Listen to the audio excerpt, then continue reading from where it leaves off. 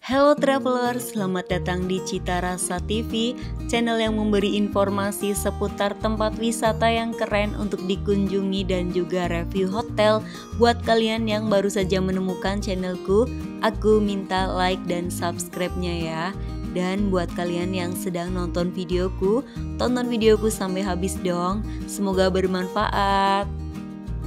Selamat pagi travelers, Cita Rasa lagi ada di Kota Malang dan ini posisinya udah di depan homestay. Kita dijemput oleh travel agent. Tapi mau kemana ya ini? Nah ini tuh masih sekitar jam 6. Kita udah dijemput mau ke sebuah tempat, tentunya lokasi wisata yang mau dituju oleh Cita Rasa tuh udah yang hits banget. Nah kita udah di base campnya.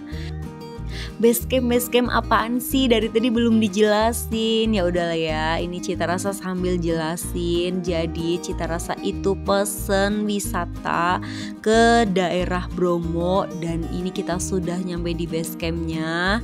Langsung kita jalan menuju ke Bromonya. Yang mau tahu cara pesennya bagaimana, jadi kita tuh lewat Instagram. Di situ tuh banyak banget akun-akun yang menawarkan perjalanan wisata ke Bromo. Nah kita udah dapat satu akun dan memang akun ini resmi yang mengakomodir travelers perjalanan dari Malang ataupun dari pokoknya dari situ ya, dari Jawa Timur lah ya. Dari Surabaya juga sebenarnya bisa sih, cuma lebih jauh lagi. Dan kita pesen panoramic trip. Nih perjalanannya tuh indah banget. Untuk perjalanan dari base camp menuju ke Bromo, area wisatanya itu memakan waktu sekitar 1 jam. Nah ini kita sudah sampai di loket pembelian tiket. Kalau kita pakai mobil pribadi ini kita dikenakan biaya atau bisa beli tiket secara online. Nah karena kita bayarnya udah all out, jadi si masnya tuh tadi yang ngurus tiket segala macem. Emang mobil pribadi boleh ya? Boleh dong. Ada batas tempat yang dimana mobil pribadi itu tidak boleh lagi naik, tapi bukan di ini ya, nanti masih di atas di dekatnya hotel. Ini kita masih menanjak, jalannya itu ekstrim. Jadi Cita Rasa sih saranin jangan bawa mobil sendiri kecuali yang sudah expert, karena kalau kita papasan sama kendaraan lain itu memang benar-benar mepet dan di kanan kiri kita itu adalah jurang.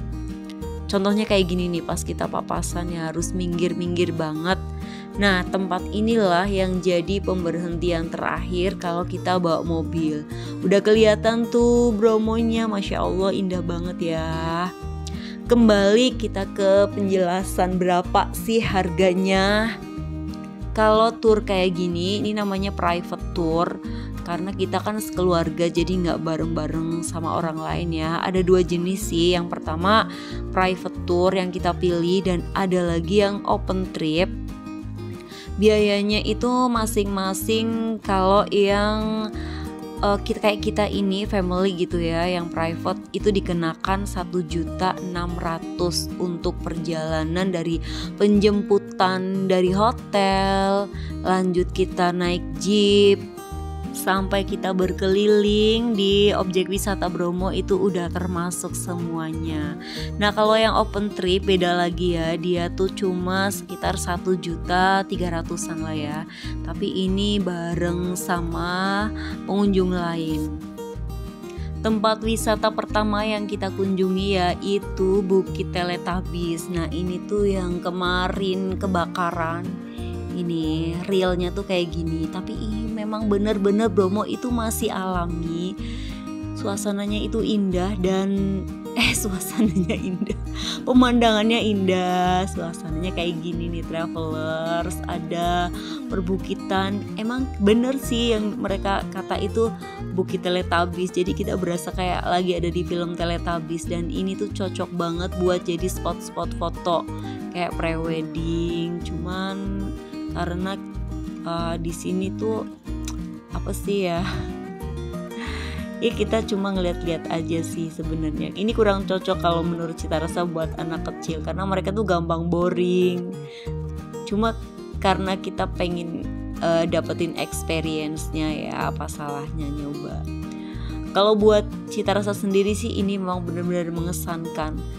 Oh iya travelers, di Bromo itu kalau panoramik trip kayak gini udah yang gak dingin banget ya. Kecuali kalau mungkin travelers itu pesennya yang sunrise, baru itu membutuhkan pakaian yang agak tebel. Kalau hawa dinginnya sih yang gak dingin ekstrim lah ya. Nah selanjutnya kita nyampe di Pasir Berbisik. Ini Pasir Berbisik tuh kayak gini nih travelers nih. Jadi para jeep itu pada diem di situ. Nah kita pengunjungnya itu di drop sambil ya mau ngapain kayak mau foto kayak mau ngeliat-liat itu dia terserah banget. Nah ini Pasir Berbisik tuh kayak gini, atau nih suami iseng banget megang-megang pasir.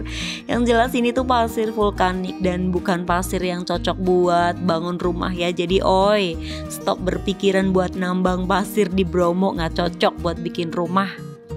Ini anaknya Cita Rasa lagi mainan pasir melulu, dia bikin debu-debu gitu deh. Kita lagi ada di Pasir Berbisik. Jadi sampai sini tuh speechless loh. Gak bisa berkata apa-apa soalnya tuh bagus banget, emang beneran bagus ternyata Bromo. Baru kali ini yang pertama kalinya, kesan pertama lihat Bromo.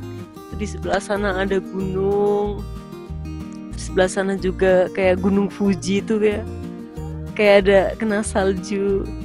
Ada perbukitan juga. Di sana ada perbukitan yang diselimuti kabut. Dan di sekitar kita ini tuh pasir, ini kawasan wisata Pasir Berbisik masih di area Bromo sih ya. Punya keren banget deh buat kalian yang mau wisata ke Bromo, gak bakalan rugi insyaallah. Terbayar banget sih dari perjalanannya yang cukup jauh, terjal juga. Sampai sini tuh ini benar-benar worth it, pantesan ya ini jadi wisata kelas dunia. Bromo, Tengger, Semeru. Yang tanya kita di sini ngapain? Ya kita foto-foto sambil ngeliatin, bikin video aja gitu. Nggak tahu kenapa ya Cita Rasa tuh dapat guide yang orangnya kalem banget. Mereka maksudnya dia tuh nggak ngejelasin, nggak yang kayak guide pada umumnya. Kalem aja sepanjang perjalanan. Jadi kayak ya udahlah pasrah aja, mungkin ini nasibnya. Tapi mungkin nggak semua guide kayak dia ya, ini lagi apes aja sih. Nah ini kita aja fotonya pakai tripod tuh, foto-foto sendiri.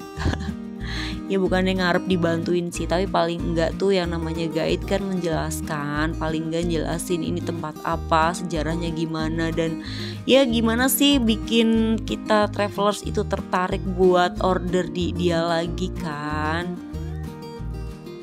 Tapi mungkin gak semuanya ya. Oke, sekarang kita lanjutin perjalanan. Ini mau ke destinasi berikutnya yaitu Bukit Widodaren. Nah ini dia Bukit Widodaren. Kayak tadi sih sebenarnya ada padang rumput, terus ada perbukitan. Di sini tuh lumayan sepi, cuman kalau di sini kita siap-siap bawa masker, sebab kalau misalnya ada satu jeep yang lewat itu pasirnya tuh beterbangan dan kita nggak bisa menghindar kecuali masuk ke dalam jeep. Nah nggak lucu kan kalau tiba-tiba kita masuk, kan mendingan kita bawa masker kalau lagi kesini. Ini namanya Bukit Widodaren ya. Travelers yang kesini naik motor bisa banget, masih bisa asal kondisi motor itu dalam keadaan fit. Bahkan ada tuh yang pakai motor skuter matic, tapi mereka tuh mungkin udah ini ya lihai ya kalau berkendara dengan motor di area berpasir kayak gini. Nah ini lanjut berikutnya Cita Rasa nyampe di Kawah Bromo. Kata orang sih nggak ke Bromo kalau belum ke kawah. Cuma tadi jeepnya itu dia berhenti kayak terminal pemberhentian jeep gitu. Dari tempat pemberhentian jeep ke kawah, ke area kawah. Ini membutuhkan perjalanan sekitar katanya tuh 2,5 kilo, tapi bener gak sih nggak tahu, Cita Rasa nggak ngukur karena jauh dan kita capek. Kita tuh naik ojek kuda dan ini per kudanya Per kudanya kalau pagi dikenakan tarif mereka tuh mintanya 200.000. Nah karena Cita Rasa datangnya udah siang, dapat nih nego satu kuda 150.000 itu PP pulang pergi. Kalau hanya berangkat mereka ngasih tarifnya itu 100.000. Lumayan jauh sih dan medannya itu ekstrim kayak naik gitu. Terus ada ya pokoknya kalau travelers jalan sendiri bisa dibayangin dong capeknya kayak apa. Lanjut kita udah nyampe. Nah kuda juga dia nggak bisa naik ke puncak, dia berhenti dulu di tempat yang buat pemberhentian si kuda. Buat naiknya gimana ya, jalan kaki ke tangga tuh, lihat tuh orang-orang pada naik tangga. Nah kita juga dari area pemberhentian kuda ke sini aja tuh udah capek banget karena Cita Rasa tuh bukan orang yang biasa naik gunung. Nah ini ada peringatan gunung itu suci, kita harus jaga kebersihannya. Nah ini dia tuh orangnya kecapean Bu, Masya Allah, lempoh kaki. Ini kita naik sekitar 200-an anak tangga deh kalau gak salah kata umnya. Kita naiknya itu sambil terengah-engah. Gak tahu ini si adek kuat banget. Nah di sini kita nyampe di atas. Kalau di atas ini bau belerangnya makin menyengat. Cita Rasa saranin kalian bawa masker, kalau enggak bakalan pedih. Ini kena hidung aja tuh, kena napas itu batuk-batuk. Nah di sini pemandangannya itu bagus banget karena kita bisa ngelihat dan merasakan gemuruhnya kawah itu seperti apa. Tuh lihat, kalau kita lihat ke bawah sana itu ada asap, kemudian ada yang kayak kuning-kuning gitu ya, itu kayaknya belerang deh. Nah kita lihat tuh. Di sini itu kita nggak ngapa-ngapain selain mandengin kawah. Terus foto-foto, ya paling gitu aja sih karena nggak kuat lama. Sebab apa, aroma belerangnya itu nusuk banget kan ya. Tuh lihat tuh. Pemandangan indah kayak gini cuma ada di Bromo. Nah, travelers tuh di sini kan ada ini ya kayak tembok gitu ya buat ini partisi. Ini tuh partisinya tuh nggak yang kokoh banget, jadi masih ada celah yang memungkinkan orang bisa ke bawah. Jadi harus hati-hati, terutama yang bawa anak kecil. Kita harus jaga karena bisa jadi kan kalau nggak dijaga bisa terperosok baik ke kawah ataupun yang ke itu keluar tebing. Nah ini dia nih, kita lagi di ketinggiannya. Tadi kita ada di sebelah sana tuh yang jauh yang ada jeep-jeepnya. Beneran deh, view di Bromo itu gak ngebosenin. Kita lagi menikmati landscape dari atas. Travelers Cita Rasa tuh udah nyampe di atas banget. Ini udah di kawahnya Bromo. Katanya tuh Bromo gak ke Bromo. Maaf ya, ke Bromo itu gak ke Bromo kalau belum nyampe di kawah ini. Dan rekomendasi buat kalian sih, kalian pakai masker ya. Soalnya nih belerang itu bener-bener nyegerak banget. Sampai batuk-batuk juga itu di kawahnya tuh. Kawahnya kayak itu air mendidih suaranya, gemuruh. Dan itu dia asapnya. Aroma belerangnya menyengat banget dari sini. Masya Allah, tabarakallah. Allah bener-bener menciptakan luar biasa sekali alam Bromo. Kesini bawa minum juga dong karena kan capek, jadi harus banyakin minum. Ya sambil menghirup aroma belerang minum air. Tapi ada kok yang jualan makanan ringan, ada jualan kayak apa sih, snack-snack gitu sih, ada warungnya tadi di bawah. Nah ini kita mau pulang, gak lama sih tadi di atas, cuma sebentar aja. Perjalanan pulang juga gak kalah effort ya, karena kita harus nurunin tangga sebanyak ini. Cuma masih mending sih kita menurun daripada nanjaknya. Nah kita pulangnya juga naik kuda kan, karena tadi kita pulang pergi, dan naik kuda juga butuh perjuangan loh, nggak segampang itu. Jadi kalau udah di punggung kuda itu kerasanya kita kayak mau jatuh, dan emang harus nyimbangin. Pada saat si kuda jalan kita badannya tuh kayak apa ya, kayak ikut-ikutan gerak gitu. Nah ini kita udah di jeep, kita mau pulang dari Kawah langsung aja menuju ke base camp. Selamat tinggal Bromo, see you next. Nah ini kita perjalanan pulang, ini masih siang sih, belum yang sore banget. Jam berapa ya? Masih duhur lah ya. Gimana nih travelers, tertarik gak sih buat trip ke Bromo? Thank you banget ya buat kalian yang udah nonton videoku dari awal sampai akhir. Mudah-mudahan bermanfaat informasinya. Jangan lupa like, comment, dan subscribe dong buat kalian yang mau tahu hotel apa aja yang ada di Malang.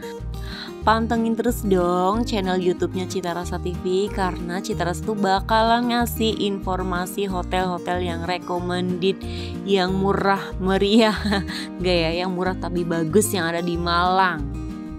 Well travelers, thank you so much for watching. See you on next video. Bye bye.